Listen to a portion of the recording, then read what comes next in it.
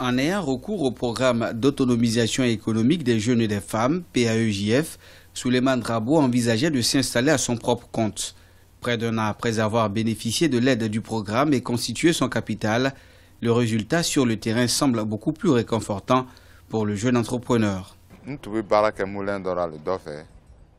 Avant, je travaillais pour mon patron. J'ai pu disposer de ce moulin grâce au programme qui m'a permis d'acheter ces machines. J'ai également pu trouver un local et je suis très heureux de pouvoir bientôt me mettre au travail. Comme Souleymane, Djeneba Diallo fait dans la restauration. Elle a aussi bénéficié d'un financement plafonné à 1 million de francs CFA. Déterminée autant que d'autres noms du domaine, elle rêve désormais à l'agrandissement de son entreprise.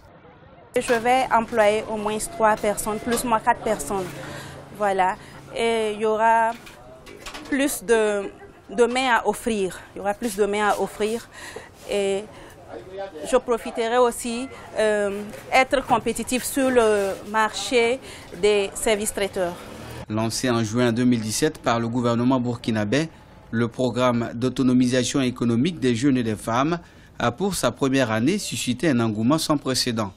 Plus de 100 000 dossiers ont été réceptionnés à travers le pays. À ce jour, 8 000 demandeurs sont entrés en possession de leur chèque, soit un taux de décaissement de 60%. Sur un financement global de 16,5 milliards de francs CFA attendu à terme, 5,4 milliards ont été débloqués.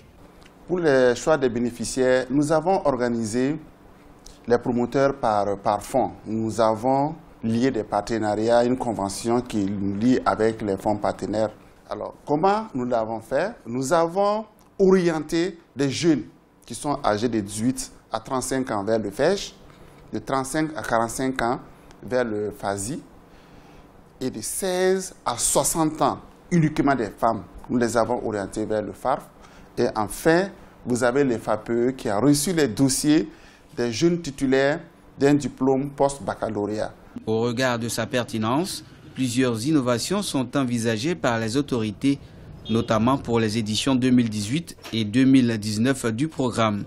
L'équipe de coordination, enrichie de l'expérience des 10 premiers mois de mise en œuvre, compte octroyer les prochains crédits en assouplissant davantage les conditions d'accès.